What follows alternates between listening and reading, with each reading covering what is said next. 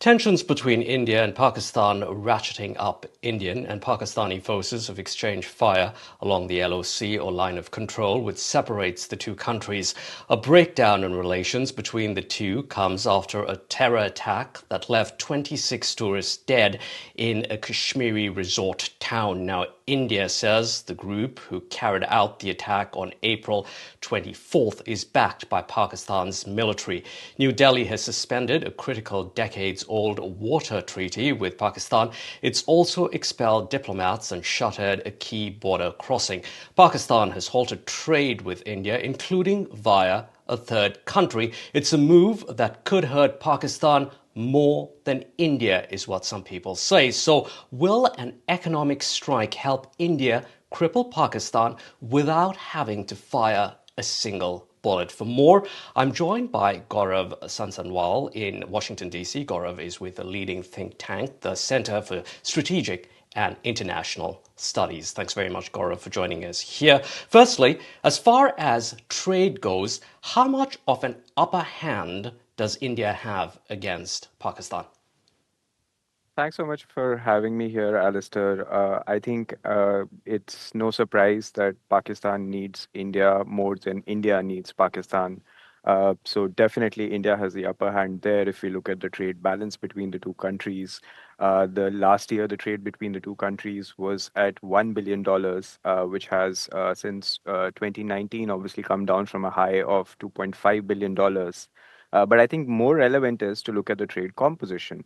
And so when we look at what exactly Pakistan imports from India, that's where we find the leverage that India enjoys, and that is in three or four different sectors which are really critical for the Pakistan economy. Number one is the pharma sector, where medicines are really a key thing. We've got fertilizers in there, which is directly which relates to the agricultural supplies of Pakistan. And then after that, we also have food and related items. Tea, especially, comes Right. up heavily as well. So yeah, India has the upper hand here, and economic statecraft is the tone in all the countries, and so this will definitely hurt Pakistan more than it will hurt India. So then, Gaurav, why is Pakistan doing this? What advantage does Pakistan really have in halting trade with India, which it relies on so heavily? Just wondering how it potentially proposes to fill that gap through China, perhaps?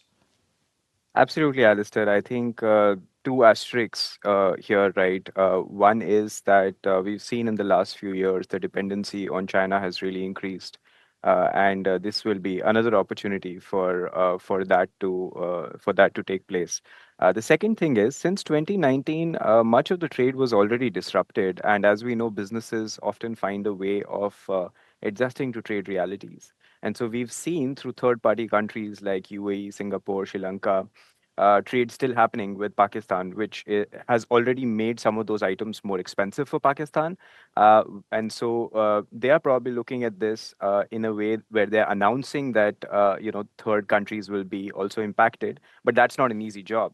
Tracking third country supplies because of how complex supply chains are is a hard thing. So they're probably looking at it in two ways. One, yes, we could increase trade with China, but secondly, we could continue doing what we've been doing last few years, which is using third countries, which is why India would be looking at also working with these third countries to really make sure that the pressure points intensify Right. where the country is looking at. Yeah.